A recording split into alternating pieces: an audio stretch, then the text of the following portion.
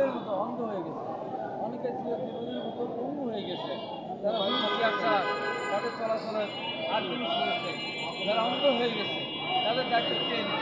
তাদের হয়তো সরকার দায়িত্ব নিতে কতটুকু যায় না, তাদের দায়িত্ব নিতে হবে।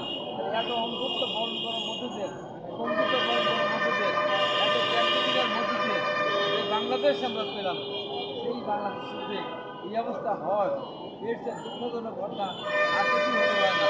আমি মনে করি এই দাবি না মেনে নিয়ে আস্তে আস্তে যদি তারা সবাই হারিয়ে যায় আমাদের মাছ থেকে, তাহলে আমি মনে করবো শহীদের রক্তদান বৃথা হয়ে যাবে।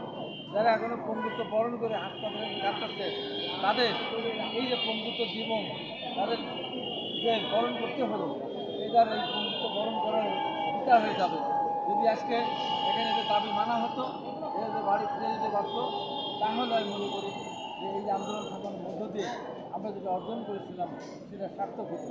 কিন্তু আজকে আমরা দেখছি সার্থক হওয়া তো দূরের কথা, দিনের পর দিন শুধু এখানে না, আজকে সারা বাংলাদেশে যেন নতুন করে একটা সংকটের মহা সংকটের দিকে দৌড়াচ্ছি আমরা, সবাই দ্রুত বেগে দৌড়াচ্ছি, সমুদ্রে যেমন ঝাঁপিয়ে পড়ে মানুষ, আমরা আজকে মহা সংকটের দিকে ঝাঁপিয়ে পড়ছি বিভিন্ন পর্যায়ে থেকে আসতে মনে হচ্ছে।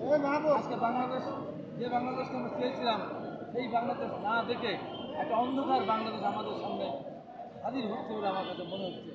একটা সুস্থ নির্বাচন হবে, সেই নির্বাচনের মধ্য দিয়ে মানুষ তার ভোটাধিকার প্রয়োগ করবে, এবং একটা নির্বাচন সরকার ক্ষমতায় এসে দেশ সেবা করবে এবং দেশের মানুষের সমস্যা দেখে তারা সমাধান করবে।